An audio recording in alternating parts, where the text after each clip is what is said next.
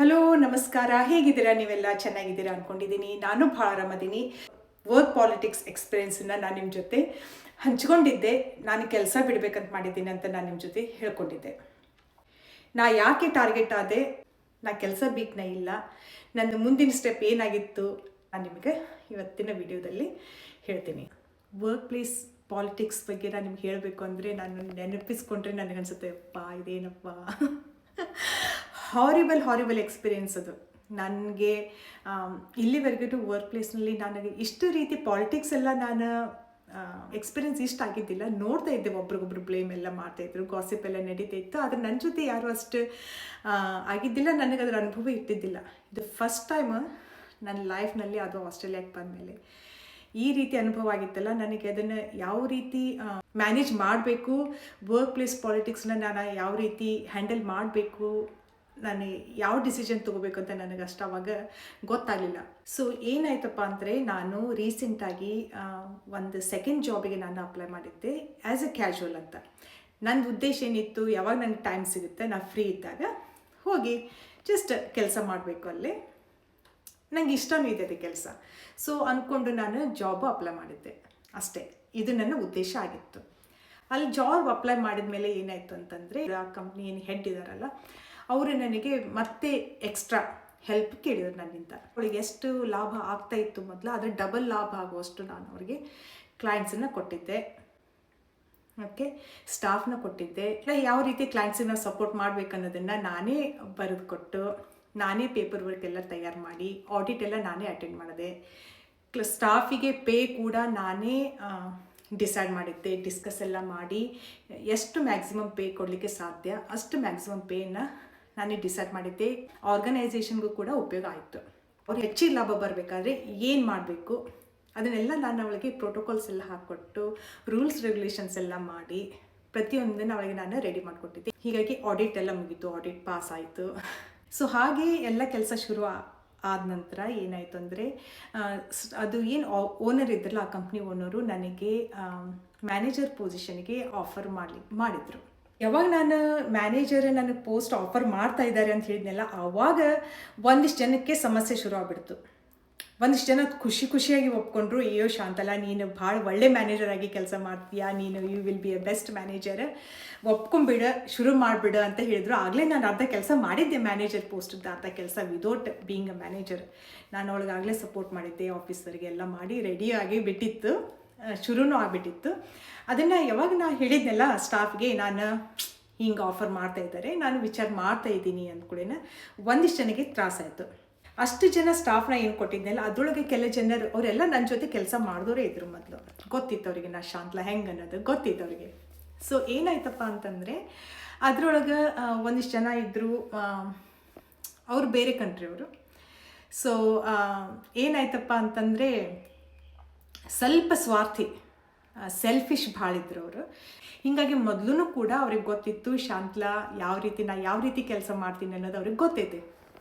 So ನಾ ಬಂದರೆ ಅವರಿಗೆ ಲಾಯಲ್ ಆಗಿರಬೇಕಾಗತ್ತೆ, ರೂಲ್ಸ್ ರೆಗ್ಯುಲೇಷನ್ ಫಾಲೋ ಮಾಡಬೇಕಾಗತ್ತೆ, ಸುಳ್ಳು ಹೇಳಲಿಕ್ಕಾಗೋದಿಲ್ಲ, ಲೇಝಿತನ ತೋರಿಸ್ಲಿಕ್ಕಾಗೋದಿಲ್ಲ, ಜಸ್ಟ್ ಬಂದೆ ಕುಂತೆ ಹೋದೆ ಆ ರೀತಿ ಆಗೋದಿಲ್ಲ.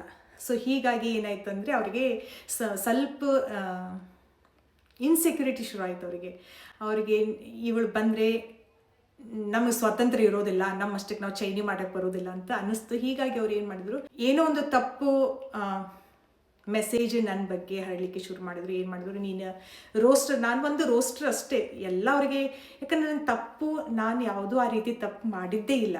ಸೊ ಅಷ್ಟರೊಳಗನೆ ಅವರಿಗೆ ಒಂದು ಪಾಯಿಂಟ್ ಹಿಡ್ಕೊಂಡು, ರೋಸ್ಟರ್ ನೀವು ನನಗೆ 2 ತಾಸು ಕೆಲಸ ಕಡಿಮೆ ಕೊಟ್ರಿ, 2 ತಾಸು ಅಷ್ಟೇ, ಅದು 1 ವೀಕ್ನಲ್ಲಿ ಒಬ್ಬರಿಗೆ 2 ತಾಸು ಕೆಲಸ, ಅದು ಒಬ್ರಿಗೊಬ್ರು ಆಗತ್ತೆ. ಅದು ಈ ವಾರ ಒಬ್ರಿಗೆ 2 ತಾಸು ಕೆಲಸ ಕಡಿಮೆ, ನೆಕ್ಸ್ಟ್ ಮತ್ತೊಬ್ರಿಗೆ ಕಡಿಮೆ ಇರುತ್ತೆ. ಈ ರೀತಿ ರೋಸ್ಟರ್ ಎಲ್ಲ ಇರ್ತಿರ್ತೇವ.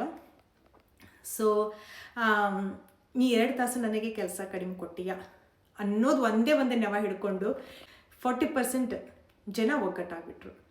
ಸೆಲ್ಫಿಶ್ ಪೀಪಲ್ ಅವರಿಗಿತ್ತು, ನಾನು ಮ್ಯಾನೇಜರ್ ಆಗಬೇಕು, ಶಾಂತಲಾ ಆಗಬಾರ್ದು, ಶಾಂತಲಾ ಆದರೆ ಕಷ್ಟ ಆಗುತ್ತೆ, ನಮ್ಮೊಳಗೆ ಒಬ್ರು ಆಗಲಿ ಅನ್ನೋದಕ್ಕೆ ಈ ರೀತಿ ಅವರು ಮಾಡಿ ಬ್ಲೇಮ್ ಎಲ್ಲ ಮಾಡ್ಲಿಕ್ಕೆ ಶುರು ಮಾಡಿದ್ರು. ಸೊ ಅವ್ರು ಈ ರೀತಿ ನಂಗೆ ಬ್ಲೇಮ್ ಎಲ್ಲ ಮಾಡ್ಲಿಕ್ಕೆ ಶುರು ಆದಮೇಲೆ ನಮ್ಮ ಓನರ್ಗೆ ಅರ್ಥನ ಆಗವಲ್ದಾಗಿತ್ತು. ಏನಪ್ಪ ಇದು ಹೆಂಗೆ ಮಾಡಬೇಕು ಅಂತ. ಯಾಕಂದರೆ ಕೆಟ್ಟ ಜನ ಏನಿರ್ತಾರಲ್ಲ ಅವರು ಹೆದರೋದಿಲ್ಲ ಜಗಳ ಮಾಡಲಿಕ್ಕೆ.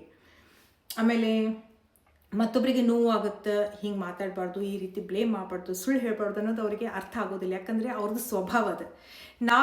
ನಾವು ಏನಾರು ಹೇಳಬೇಕಂದ್ರೆ ಇಲ್ಲ ಅವ್ರಿಗೆ ಎಲ್ಲಿ ಮನಸ್ಸಿನ ನೋವಾಗುತ್ತೆ ಏನೋ. ಸೊ ಎಲ್ಲರಿಗೂ ನಾವು ಒಳ್ಳೆ ರೀತಿಯೇ ಟ್ರೀಟ್ ಮಾಡಬೇಕು. ಆ ರೀತಿ ನಾವೆಲ್ಲ ವಿಚಾರ ಮಾಡ್ತೀವಲ್ಲ, ಲಾಯಲ್ ಆಗಿರ್ತೀವಲ್ಲ, ಸೊ ನಮಗದು ಸ್ವಭಾವ ಬರೋದಿಲ್ಲ. ಅದೇ ಯಾರಿಗೆ ಯಾವ ಭಾಷೆಯಲ್ಲಿ ಉತ್ತರ ಕೊಡಬೇಕು ಅದೇ ಭಾಷೆಯಲ್ಲಿ ಉತ್ತರ ಕೊಟ್ಟರೆ ಅವ್ರಿಗೆ ತಿಳಿಯುತ್ತೆ ಅಂತಾರಲ್ಲ. ಸೊ ನಮಗದಕ್ಕೆ ಬರೋದಿಲ್ಲ, ನಮಗಷ್ಟು ದುಷ್ಟತನ ಬರೋದಿಲ್ಲ, ಆ ರೀತಿ ನಮಗೆ ಶಬ್ದಗಳನ್ನು ಯೂಸ್ ಮಾಡ್ಲಿಕ್ಕೆ ಬರೋದಿಲ್ಲ, ಉತ್ತರ ಕೊಡ್ಲಿಕ್ಕೆ ಬರೋದಿಲ್ಲ. ಅದು ಏನಾಗ್ಬಿಡ್ತೈತಿ, ನಾವು ವೀಕ್ ಆಗ್ಬಿಡ್ತೀವಿ. ಅಲ್ಲೇ ವೀಕ್ನೆಸ್ಸನ್ನು ತೋರಿಸುತ್ತೆ, ನಾವು ಸಫರ್ ಆಗ್ಲಿಕ್ಕೆ ಶುರು ಆಗ್ಬಿಡ್ತೀವಿ. ಯಪ್ಪ ಅದು ಏನಾಯ್ತು ಅಂದರೆ ಹೀಗೆ ಆಗಿಬಿಡ್ತು. ಅವ್ರು ಯಾವ ರೂಡ್ ವೇದೊಳಗೆ ಟ್ರೀಟ್ ಮಾಡ್ಲಿಕ್ಕೆ ಶುರು ಮಾಡಿದ್ರಲ್ಲ, ನನಗದು ಮೆಂಟಲಿ ಫಿಸಿಕಲಿ ನಾ ಸಫರ್ ಆಗ್ಲಿಕ್ಕೆ ಶುರು ಮಾಡಿದೆ. ನಾನು ಸರಿಯಾಗಿ ನಿದ್ದೆ ಆಗ್ತಿದ್ದಿಲ್ಲ. ಯಾಕೆ ಈ ರೀತಿ ಚೇಂಜ್ ಆಗಿಬಿಟ್ರು ಈ ಜನ, ಒಂದು ಸಣ್ಣ ವಿಷಯದೊಳಗೆ ಬ್ಲೇಮ್ ಮಾಡ್ಲಿಕ್ಕೆ ಶುರು ಮಾಡಿದ್ರಲ್ಲ, ಈ ರೀತಿ ಅಂದ್ಕೊಂಡು ನಾನು ಒಂಥರ ಸ್ಟ್ರೆಸ್ ಆಗ್ಲಿಕ್ಕೆ ಶುರು ಆಯಿತು. ನಾನು ಬೇಡಪ್ಪ ಇದು ಕೆಲಸ ಅಂತ ಬಿಡಬೇಕಂತ ಮಾಡಿ ನಾನು 1 ಮಂತ್ ನಂಗೆ ಸ್ವಲ್ಪ ಬ್ರೇಕ್ ಬೇಕು, ನನಗೆ ಸ್ಟ್ರೆಸ್ ಆಗ್ತಾಯಿದೆ ಇದರಿಂದ, ಸೊ ನನಗೆ ಈ ರೀತಿ ಪರಿಸ್ಥಿತಿ ಒಳಗೆ ನಂಗೆ ಕೆಲಸ ಮಾಡ್ಲಿಕ್ಕೆ ಆಗೋದಿಲ್ಲ, ನನಗೆ ಸ್ವಲ್ಪ ಬ್ರೇಕ್ ಬೇಕು ಅಂತ ಹೇಳಿ ನಾನು ಅದು ಗ್ರೂಪ್ದಿಂದ ಸ್ವಲ್ಪ ದಿನಕ್ಕೆ ಎಕ್ಸಿಟ್ ಆಗ್ಬಿಟ್ಟೆ. ಅದು ಯಾಕಂದರೆ ಅತಿ ಶಾಕಿಂಗ್ ಅನಿಸ್ಬಿಟ್ಟಿತ್ತು ನನಗೆ. ಇದು ಹೆಂಗೆ ನನ್ನ ಜೊತೆ ಇವ್ರು ಈ ರೀತಿ ಮಾಡಲಿಕ್ಕೆ ಸಾಧ್ಯ? ಅವ್ರಿಗೆ ಕೆಲಸ ಕೊಡಿಸೋಳು ನಾನು, ಆಮೇಲೆ ಆಡಿಟ್ ಮಾಡಿದವಳು ನಾನು, ಕ್ಲೈಂಟ್ಸ್ ಕೊಟ್ಟವಳು ನಾನು. ಆಮೇಲೆ ಎಷ್ಟು ಇವರಿಗೆ ಇದು ಹೆಂಗೆ ನನಗೆ ಯಾಕೆ ಅಂತ ಅರ್ಥನೇ ಆಗಲಿಲ್ಲ. ಆಮೇಲೆ ನಂಗೆ ಗೊತ್ತಾಯಿತು, ಯಾಕಂದರೆ ಅದರಲ್ಲಿ ಒಬ್ಬರಿಗೆ ಮ್ಯಾನೇಜರ್ ಪೊಸಿಷನ್ಗೆ ಹೋಗೋದು ಮನಸ್ಸಿತ್ತು. ಸೊ ಅವರವರೆಲ್ಲ ಅತಿ ಒಗ್ಗಟ್ಟಿನಿಂದ ಫ್ರೆಂಡ್ಸು, ಫ್ಯಾಮಿಲಿ ಫ್ರೆಂಡ್ಸ್ನೂ ಆಗಿದ್ದರು, ನನಗೆ ಗೊತ್ತಿದ್ದಿದ್ದಿಲ್ಲ ಅದು. ಸೊ ಹಾಗಾಗಿ ಆ ರೀತಿ ನನಗೆ ಟಾರ್ಚರ್ ಕೊಟ್ಟು ಮೆಂಟಲಿ ನನಗೆಲ್ಲ ಬ್ಲೇಮ್ ಗೇಮ್ ಎಲ್ಲ ಮಾಡಿ, ನಾನು ಯಾವಾಗ ರಜೆಯಲ್ಲಿ ಬಂದನಲ್ಲ ಆವಾಗ ಅದರಲ್ಲಿ ಒಬ್ಬರು ಮ್ಯಾನೇಜರ್ ಪೊಸಿಷನ್ ಆದರು. ಅವ್ರಿಗೇನು ಅರ್ಥ ಇಲ್ಲ, ಏನು ಗೊತ್ತೇ ಇಲ್ಲ, ಏನು ನಾಲೆಜೇ ಇಲ್ಲ, ಈ ಎಕ್ಸ್ಪೀರಿಯನ್ಸೇ ಇಲ್ಲ. ಆಮೇಲೆ ನಮ್ಮ ಆಫೀಸರ್ ಏನಿದಾರಲ್ಲ ಸ್ವಲ್ಪ ವಯಸ್ಸು ಸಣ್ಣದು, ಲೈಫ್ ಎಕ್ಸ್ಪೀರಿಯನ್ಸ್ ಸ್ವಲ್ಪ ಕಡಿಮೆ. ಎಲ್ಲರೂ ಯಾರು ಚಂದ ಮಾತಾಡ್ತಾರೆ ಅವ್ರು ಒಳ್ಳೆಯವ್ರು ಅಂತ ಅಂದ್ಕೊಂಡ್ಬಿಡ್ತಾರೆ, ಎಲ್ಲ ಬೆಳಗಿರೋದೆಲ್ಲ ಹಾಲು ಅಂದ್ಕೊಂಡ್ಬಿಡ್ತಾರಲ್ಲ. ಹೀಗಾಗಿ ಅವರಿಗೆ ಅಷ್ಟು ಗೊತ್ತಾಗಿಲ್ಲ, ಚಂದ ಮಾತಾಡ್ತಾರೆ, ಅವ್ರ ಮುಂದೆ ಚಂದ ಮತ್ತವ್ರ ಮುಂದೆ ಮತ್ತೊಂಥರ ಈ ರೀತಿ. ಆದರೆ ನಮಗೆ ಹೆಂಗಾಗುತ್ತೆ, ನಮ್ಗೆ ಹಂಗೆ ಇಂಪ್ರೆಸ್ ಮಾಡೋಕ್ಕೆ ಬರೋದಿಲ್ಲ ಜನರನ್ನೆಲ್ಲ. ಹೀಗಾಗಿ ಅವ್ರ ಕಡೆ ಅದು ಹೆಚ್ಚು ಅವರು ಇಂಪ್ರೆಸ್ ಆದಳು. ಸೊ ಅವಳಿಗೆ ಅದು ಮ್ಯಾನೇಜರ್ ಪೊಸಿಷನ್ ಅವನಿಗೆ ಕೊಟ್ಟಳು. ಆಗಲೇ ನಾನು ಕೆಲಸ ಬಿಡಬೇಕಂತ ಅಂದ್ಕೊಂಡಿದ್ದೇನೆ. ಈಗಾಗಲೇ 6 ಮಂತ್ ಆಗ್ಲಿಕ್ಕೆ ಬಂತು. ನಾನು ಕೆಲಸ ಬಿಡಲಿಲ್ಲ. ನಾನು ಮತ್ತೆ ಅಲ್ಲಿ ಕೆಲಸನ ಮಾಡ್ತಾಯಿದ್ದೀನಿ. ನನ್ನ ಸ್ವಭಾವ ಏನು, ನಾನು ಎಷ್ಟು ಲಾಯಲ್ ಆಗಿರಬೇಕು ಅಷ್ಟು ಲಾಯಲ್ ಆಗಿದ್ದೀನಿ. ನನ್ನ ಎಕ್ಸ್ಪೀರಿಯೆನ್ಸನ್ನು ಹೇಳ್ತೀನಿ, ನನ್ನ ಅಡ್ವೈಸನ್ನು ನಾನು ಕೊಡ್ತೀನಿ. ಆದರೂ ಕೂಡ ನಾನು ಭಾಳ ಈಗ ಸ್ವಲ್ಪ ಮೆಂಟಲಿನ ಆ ರೀತಿಯಿಂದ ಸ್ವಲ್ಪ ಸ್ಟ್ರಾಂಗ್ ಆಗಿದ್ದೇನೆ. ಈ ಸಿಚುವೇಶನನ್ನು ಹೆಂಗೆ ಹ್ಯಾಂಡಲ್ ಮಾಡಬೇಕು ಅಂತ ನನಗೀಗ ಅರ್ಥ ಆಗಿದೆ. ಸೊ ನಾನು ಕೆಲಸ ಬಿಡಬೇಕಂತ ಮಾಡಿ ಸ್ವಲ್ಪ ಎಕ್ಸಿಟ್ ಆದಮೇಲೆ ಏನಾಯಿತು, ನನ್ನ ಜೊತೆ ಉಳ್ಕಿದ್ದೆಲ್ಲ ವರ್ಕರ್ಸ್, ನನ್ನ ಸಪೋರ್ಟಿಗೆ ಮಾಡೋರೆಲ್ಲ ವರ್ಕರ್ಸು ಆಫೀಸರ್ ಜೊತೆ ಮಾತಾಡಿದರು, ಹೇಳಿದರು ಶಾಂತಲಾ ಭಾಳ ಲಾಯಲಾಗಿ ಕೆಲಸ ಮಾಡ್ತಿದ್ದಾಳೆ, ನಿನಗೆಲ್ಲ ಇಷ್ಟೆಲ್ಲ ಸಪೋರ್ಟ್ ಮಾಡಿದ್ದಾಳೆ, ಅವಳಿಗೆ ಈ ರೀತಿ ಎಲ್ಲ ಬ್ಲೇಮ್ ಮಾಡ್ತಾಯಿದ್ರೆ ನೀನು ಸುಮ್ಮನಿದ್ದಿ, ದ್ಯಾಟ್ಸ್ ನಾಟ್ ಫೇರ್ ಅಂತ ಹೇಳಿದ್ರು. ಅದು ಸರಿಯಲ್ಲ, ನೀನು ಅವರಿಗೆ ಹೇಳಬೇಕಾಗಿತ್ತು ಇದು ಸರಿ ಬಿಹೇವಿಯರ್ ಅಲ್ಲ ನಿಮ್ಮದು. ಆ್ಯಸ್ ಎ ಟೀಮು ಯಾವ ರೀತಿ ಬಿಹೇವ್ ಮಾಡಬೇಕು ಆ ರೀತಿ ಇದು ಬಿಹೇವಿಯರ್ ಅಲ್ಲ, ನಾನು ಇದನ್ನು ಸಪೋರ್ಟ್ ಮಾಡೋದಿಲ್ಲ ಅಂತ ನೀನು ಹೇಳಬೇಕಾಗಿತ್ತು. ಆದರೆ ನೀನು ಆ ಟೈಮ್ದಲ್ಲಿ ನೀನು ಅವ್ರಿಗೆ ಸಪೋರ್ಟ್ ಮಾಡಿದೀಯಾ. ಹೀಗಾಗಿ ಶಾಂತಲಾಗಿ ಸ್ವಲ್ಪ ನೋವು ಆಗಿದೆ. ಹಾಗಾಗಿ ಅವಳು ಸ್ವಲ್ಪ ಬರ್ತಾಳೆ ಇಲ್ಲೋ ಗೊತ್ತಿಲ್ಲ ಹೊಳ್ಳಿ ಕೆಲಸಕ್ಕೆ, ನೀವು ಆಕೆಗೆ ರಿಕ್ವೆಸ್ಟ್ ಮಾಡ್ಕೊಳ್ಳಿ. ಅವಳು ಇಲ್ಲ ಅಂತಂದರೆ ಈ ಸೆಲ್ಫಿಶ್ ಎಲ್ಲ ಸ್ಟಾಫ್ ಇದ್ದಾರಲ್ಲ, ಇವರು ನಿಮ್ಮ ಕಂಪ್ನಿಯನ್ನು ಲಾಸ್ಗೆ ತಂದಿರ್ತಾರೆ ಅಂತ ಅವ್ರಿಗೆ ಹೇಳಿದರು. ಅವಳಿಗೆ ತಿಳಿಸ್ಕೊಟ್ರು, ನಾನು ಕೆಲಸ ಹೆಂಗೆ ಮಾಡ್ತಿದ್ದೆ ಮೊದಲು ಅಂತ ಹೇಳಿಕೊಟ್ರು.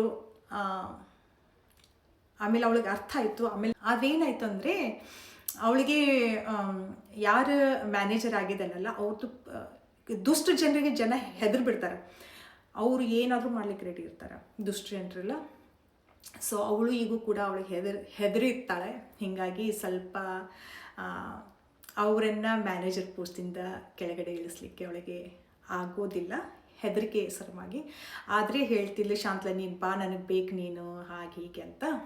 ಸೊ ಆಮೇಲೆ ನನ್ನ ಫ್ರೆಂಡ್ಸ್ನು ಕೂಡ ನಂಗೆ ರಿಕ್ವೆಸ್ಟ್ ಮಾಡಿದ್ರು, ಶಾಂತಲಾ ನೀನು ನಮ್ಗೆ ಹೇಳಿದೆ ಅಂತ ನಾನು ಜಾಯ್ನ್ ಆಗಿದೆ, ಈಗ ನೀನೇ ಬಿಟ್ಟರೆ ನಾವು ಬರೋದಿಲ್ಲ ಕೆಲಸಕ್ಕೆ, ನನಗೆ ಇಂಟ್ರೆಸ್ಟ್ ಇಲ್ಲ ಈ ರೀತಿ ವರ್ಕ್ ಪ್ಲೇಸ್ನಲ್ಲಿ ಕೆಲಸ ಮಾಡೋದು. ನೀನು ಹೇಳಿದೆ ಅಂತ ನಾವು ಬಂದ್ವಿ, ನಿನಗೆ ರೆಸ್ಪೆಕ್ಟ್ ಕೊಟ್ಟು, ಸೊ ನೀನು ಬಾ, ಬಿಡಬೇಡ ಅಂತ ಹೇಳಿದರು. ಸೊ ಆಮೇಲೆ ನಾನು ಯಾವ ಕ್ಲೈಂಟ್ಸ್ ಇದನ್ನೆಲ್ಲ ಏನಿದ್ದಾರೆ, ಅವರು ಡಿಸೇಬಲ್ಡ್ ಕ್ಲೈಂಟ್ಸ್ ಇದ್ದಾರೆ. ಅವರ ಮುಗ್ಧತೆಯನ್ನು ನೋಡಿಕೊಂಡು ಅವರಿಗೆ ನಾ ಬೇಕಾಗತ್ತೆ, ದುಷ್ಟರ ಕೈಯಾಗ ನಾನು ಅವ್ರನ್ನ ಕೊಡಬಾರ್ದು, ಸೆಲ್ಫಿಶ್ ವರ್ಕರ್ಸ್ ಜೊತೆ ಇದ್ದರೆ ಇವ್ರನ್ನ ಸರಿಯಾಗಿ ನೋಡ್ಕೊಳ್ಳೋದಿಲ್ಲ ಅಂತ ನನಗೆ ಅನ್ನಿಸ್ತು. ಇಮೋಷ್ನಲಿ ತುಂಬ ಅಟ್ಯಾಚ್ ಆಗಿದ್ದೆ ಅವ್ರ ಕ್ಲೈಂಟ್ಸ್ ಜೊತೆ, ತುಂಬ ಮುಗ್ಧ ಕ್ಲೈಂಟ್ಸು. ಈಗ ಅವ್ರಿಗೆ ನೀವು ಸರಿ ಅಡುಗೆ ಮಾಡಲಿಲ್ಲ ಅಂದರೆ ಅವ್ರಿಗೆ ಊಟ ಮಾಡಲಿಕ್ಕೆ ಬರೋದಿಲ್ಲ. ಅವ್ರಿಗೇನು ತಾವೇನು ಸ್ವತಂತ್ರವಾಗಿ ತಮ್ಮ ಜೀವನವನ್ನು ನಡೆಸ್ಕೊಳ್ಳಿಕ್ಕೆ ಆಗೋದಿಲ್ಲ ಅಂತ ನಾವು ಇರ್ತೀವಲ್ಲ. ಸೊ ಅವ್ರದ್ದು ನೋಡಿಕೊಂಡು ನನಗೆ ಎಷ್ಟಾಗುತ್ತೆ ಅಷ್ಟು ದಿನ ನಾನು ಅವ್ರಿಗೆ ಸಪೋರ್ಟ್ ಮಾಡಬೇಕು ಅಂದ್ಕೊಂಡು ಆಯಿತು ಅಂತ ನಾನು ಮತ್ತೆ ಜಾಯ್ನ್ ಆಗಿದ್ದೇನೆ. ಈಗ 6 ಮಂತ್ ಒಳಗೆ ಏನು ಡೆವಲಪ್ಮೆಂಟ್ ಆಗಿದೆ ಅಂದರೆ, ಏನು ಸೆಲ್ಫಿಶ್ ಸ್ಟಾಫ್ಗಳು ಇದ್ದಾರಲ್ಲ ಅವರೇನು ಸರಿ ಕೆಲಸ ಮಾಡ್ತಾಯಿಲ್ಲ, ಲಾಯಲಾಗಿ ಮಾಡ್ತಾಯಿಲ್ಲ, ಸುಳ್ಳು ಹೇಳೋದು, ಕೆಲಸ ಆಯಿತು ಅಂತ ಹೇಳೋದು, ಮುಚ್ಚಿಟ್ಕೊಳ್ಳೋದು. ಹೀಗಾಗಿ ಏನಾಗುತ್ತೆ, ಫಂಡಿಂಗು ಅರ್ಧಕ್ಕರ್ಧ ಕಡಿಮೆ ಆಗಲಿಕ್ಕೆ ಬಂತು. ಫಸ್ಟು ಅವ್ರಿಗೆ ಎಷ್ಟು ಪ್ರಾಫಿಟ್ ಆಗ್ತಾಯಿತ್ತು, ಈಗ 6 ತಿಂಗಳಲ್ಲಿ ಆ ಪ್ರಾಫಿಟ್ಟು ತುಂಬಾ ಕಡಿಮೆ ಆಗ್ಬಿಡ್ತು. ಅದನ್ನು ನೋಡಿಕೊಂಡು ಮತ್ತೆ ನನಗೇ ಬೇಜಾರಾಗಿ ನಾನೇ 1-2 ದಿನ ಮೊದಲು ನಾನು ಮತ್ತೆ ಓನರ್ಗೆ ಕಾಲ್ ಮಾಡಿ ಅವ್ರ ಜೊತೆ ಕಾಂಟ್ಯಾಕ್ಟ್ ಮಾಡಿ ಮಾತಾಡ್ಕೊಂಡು ಹೇಳಿದೆ, ಯಾವ ರೀತಿ ಅವ್ರು ಕೆಲಸ ಮಾಡ್ತಾಯಿದ್ದಾರೆ, ಯಾವ ರೀತಿ ಈಗ ವರ್ಕ್ ಪ್ಲೇಸ್ ನಡೀತಾ ಇದೆ, ಇದರಿಂದ ನಿನಗೆ ಪ್ರಾಫಿಟ್ ಅಂತೂ ಕಡಿಮೆ ಆಗುತ್ತೆ, ಈ ರೀತಿ ಮಾಡಬೇಕು ಅಂತ ಹೇಳಿದೆ. ಯಾವ ರೀತಿ ಕ್ಲೈಂಟ್ ಸಪೋರ್ಟ್ ಮಾಡಬೇಕು, ಸ್ಟಾಫ್ ಹೆಂಗಿರಬೇಕು, ಏನು ರೂಲ್ಸ್ ರೆಗ್ಯುಲೇಷನ್ ಇರಬೇಕು, ನೀ ಯಾವ ರೀತಿ ಮೋಟಿವೇಟ್ ಮಾಡಬೇಕು ಆಫೀಸ್ಗೆ ಅಂತ ಹೇಳಿದ ನಂತರ ಅವಳು ಹೇಳ್ಕೊಂಡು, ಇಲ್ಲ ಶಾಂತಲಾ ನೀ ಹೇಳೋದು ನಿಜ, ಅರ್ಧಕ್ಕರ್ಧ ಪ್ರಾಫಿಟ್ ಕಡಿಮೆ ಆಗ್ತಾಯಿದೆ, ನೆಕ್ಸ್ಟ್ ಬಂದಿಂದ ನನಗಷ್ಟು ಬೆನಿಫಿಟ್ ಸಿಗ್ತಾ ಇಲ್ಲ ಅಂತ ಹೇಳಿದ್ಲು. ಅದಕ್ಕೆ ಹೇಳೋದು, ಈಗ ಒಳ್ಳೆಯದನ್ನು ಮಾಡ್ಕೋಬೇಕು, ನೀನು ಬೆನಿಫಿಟ್ ಸಿಗಬೇಕಂದ್ರೆ ಈ ರೀತಿ ನೀನು ಕೆಲಸ ಮಾಡಬೇಕು ಅಂತ ಹೇಳಿದೆ. ಈಗ ಒಪ್ಕೊಂಡಿದ್ದಾಳೆ. ನಾನು ಮತ್ತೆ ಕೆಲಸನ ಶುರು ಅಂತೂ ಮಾಡಿದ್ದೇನೆ. ಫಸ್ಟ್ ಜಾಬ್ ಇದೆ ನಂದು, ಇದು ಸೆಕೆಂಡು. ನಾನು ಟೈಮ್ ಯಾವಾಗ ನನಗೆ ಸಿಕ್ಕತ್ತೆ, ನನ್ನ ಫ್ರೀ ಟೈಮ್ನಲ್ಲಿ ನಾನು ಈ ಸೆಕೆಂಡ್ ಜಾಬ್ನ ಮಾಡ್ತಿದ್ದೀನಿ. ನಾನು ಸ್ವಾಭಿಮಾನಿ, ಸೊ ಹೀಗಾಗಿ ನಾನು ಕೆಲಸನ ಬಿಡಬೇಕಂತ ಮಾಡಿದ್ದೆ. ಈಗೆಲ್ಲ ಅವ್ರು ಒಪ್ಕೊಂಡ್ಮೇಲೆ, ರಿಕ್ವೆಸ್ಟ್ ಮಾಡಿದ್ಮೇಲೆ ಮತ್ತೆ ಕೆಲಸವನ್ನು ನಾನು ಜಾಯ್ನ್ ಮಾಡಿದ್ದೇನೆ. ಇದು ನಂದು ಸ್ಟೋರಿ. ಸೊ ನಂದು work place politics experience horrible ಆಗಿತ್ತು. ನನಗದರಿಂದ ಮೆಂಟಲಿ ಮತ್ತು ಫಿಸಿಕಲಿ ತುಂಬಾ ನಾನು ಸಫರ್ ಆಗ್ಲಿಕ್ಕೆ ಶುರು ಆಗಿದ್ದೆ. ಎಲ್ಲರಿಗೂ ಅರ್ಥ ಆಗಿದೆ ಈಗ, ಶಾಂತಲಾ ಸರಿಯಾದ ಡಿಸಿಷನ್ ತೊಗೊಂಡಿದ್ಲು, ಸರಿಯಾಗಿ ರೋಸ್ಟರ್ ಮಾಡಿದ್ಲು, ಅವಳು ತಪ್ಪಿಲ್ಲ ಅಂತ ಈಗ ಎಲ್ಲರಿಗೂ ಅರ್ಥ ಆಗಿದೆ. ಆದರೂ ಕೂಡ ಕೆಲವು ಜನ ಸೆಲ್ಫಿಶ್ ಪೀಪಲ್ ಸೆಲ್ಫಿಶ್ ಆಗೇ ಇರ್ತಾರೆ, ಸ್ವಾರ್ಥಿಗಳು ಸ್ವಾರ್ಥಿಯಾಗೇ ಇರ್ತಾರೆ. ಅವರಿಂದ ಕಂಪ್ನಿಗೇನು ಲಾಭ ಆಗ್ತಾನೇ ಇಲ್ಲ, ಆಗೋದೂ ಇಲ್ಲ. ಓಕೆ, ಆದರೆ ನನಗೆ ಗೊತ್ತಾಗಿದ್ದಿಲ್ಲ, ನಾನು ಅವ್ರು ಒಳ್ಳೆಯವರು ಅಂದ್ಕೊಂಡು ನಾನು ಅವ್ರಿಗೆ ಕೆಲಸವನ್ನು ಕೊಡಿಸಿದ್ದೆ ಕರೆ. ಆದರೆ ನನ್ನ ಒಪಿನಿಯನ್ ಏನಂದರೆ, ಸ್ವಾಭಿಮಾನದಿಂದ ಬದುಕಿ, ಓಕೆ, ಯಾರಿಗೂ ಬಕೆಟ್ ಹಿಡಿಲಿಕ್ಕೆ ಹೋಗಬೇಡಿ, ಧೈರ್ಯದಿಂದ ಇರಿ. ಎಲ್ಲಿ ನಿಮಗೆ ಗೌರವ ಸಿಗುತ್ತೆ ಅಲ್ಲಿ ಕೆಲಸ ಮಾಡಿ, ಇಲ್ಲಾಂದರೆ ಸಫರ್ ಆಗ್ಲಿಕ್ಕೆ ಹೋಗಬೇಡಿ ಮೆಂಟಲಿ ಫಿಸಿಕಲಿ. ಅದು ನಿಮಗೆ ಯಾವ ರೀತಿಯಿಂದ ನೀವು ಲೈಫ್ನಲ್ಲಿ ಮುಂದೆ ಬರಲಿಕ್ಕೆ ಸಾಧ್ಯನೇ ಇಲ್ಲ. ಎಲ್ಲಿ ನಿಮಗೆ ರೆಸ್ಪೆಕ್ಟ್ ಕೊಡೋದಿಲ್ಲ, ಆ ವಿದೌಟ್ ರೆಸ್ಪೆಕ್ಟ್ ನೀವು ಲೈಫ್ನಲ್ಲಿ ಮುಂದೆ ಬರಲಿಕ್ಕೆ ಸಾಧ್ಯನೇ ಇಲ್ಲ. ಸೊ ನಂದು ಡಿಸಿಷನ್ನು ನಿಮಗೆ ಹೆಂಗೆ ಅನ್ನಿಸ್ತು ಅಂತ ನೀವು ಕಮೆಂಟ್ ಮಾಡಿ, ನಿಮ್ಮ ಅನುಭವ ಹೆಂಗಿತ್ತು ಅಂತ ಕೂಡ ಕಮೆಂಟ್ ಮಾಡಿ. ನಾನು ನನ್ನ ಮುಂದಿನ ವ್ಲಾಗ್ದಲ್ಲಿ ಹೊಸ ವಿಷಯದೊಂದಿಗೆ ನಿಮ್ಮನ್ನು ಭೇಟಿ ಆಗ್ತೀನಿ. ಅಲ್ಲಿವರೆಗೆ take care of yourself. Thank you so much. Bye.